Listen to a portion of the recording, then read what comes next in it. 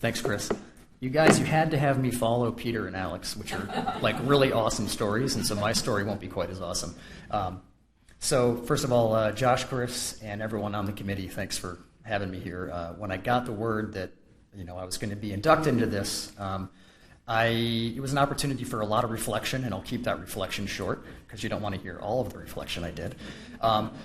But the first part of that reflection was self-consciousness. I've been telling friends for years I have some regrets about not being, it took me a while to mature into the kind of adult that I feel like I am today and that I'm still working towards. And for example, I didn't take full advantage of the academic opportunities that I had here.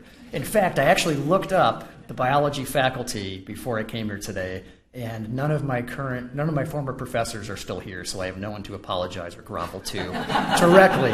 But we're here to talk about sports, right? So, okay.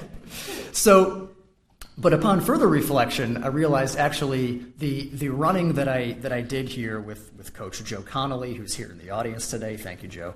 I've always been proud of it, but I've always made it a goal to never feel like I'm peaking. Like all of us want to peak when we're 80, right? In terms of being a person, and that is still a goal, or maybe 90, maybe 100, right? I mean, I don't know.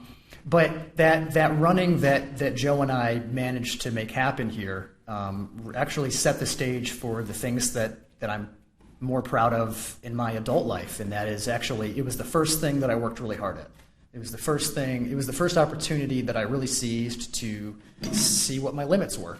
And that's really what sports are, right? And that's why we're all here. Everyone here gets that. And endurance sports in particular are so simple that really all it is a test of your limits. And I learned that here, and I learned that running with Joe. And when we made it to nationals, that was, it was a singular focus that I had for 2 or 3 years. And it probably got in the way of everything else I was doing. I'm not sure that I regret that because it was awesome, and we had a great time. And, the picture is still up on my wall. And it's something I'm still really proud of. But what this being here gave me the opportunity to do, and the work I had to do in the last few weeks as I was thinking about this, is realize it wasn't just a running accomplishment that we did, with Joe's help, with my teammates who were my friends. But it was the beginning of, the rest of my life of actually becoming a more well-rounded person and trying to achieve at other things too. And I think I'm a happier, more well-adjusted person because of it. And St. Michael's gave me that opportunity. And to bring it back to the academic piece, I'm a college professor now at a liberal arts college. And so that's very similar to what you guys do here, and the student athletes. That's what you're doing here. And so I'm trying to impart to my students every day that this is a time in your life when you can become well-rounded. You can kick ass at everything you're doing. You've got energy, you've got youth, you've got time. And it's just a beautiful time in your life to do that. And being back here, and actually we picked up my niece, who's a freshman at UVM right now, and I'm so jealous of her that she gets to experience those 4 years of that right now.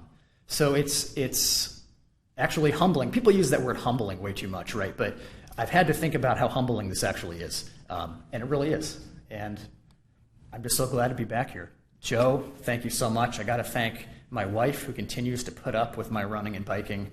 Why were we late today, Michaela? Because I did a 2.5-hour bike ride this morning that I probably shouldn't have done because I didn't have time for it. So that continues, right? The obsession continues. And my dad, who instilled in me this love of running and as a simple way to push your own limits and understand yourself. So anyway, it all feels very full circle. And I don't have a beautiful story about overcoming anything really extraordinary, but it was a great time that I was here, and I'm so glad to be closing that loop with you guys. So thank you for having me.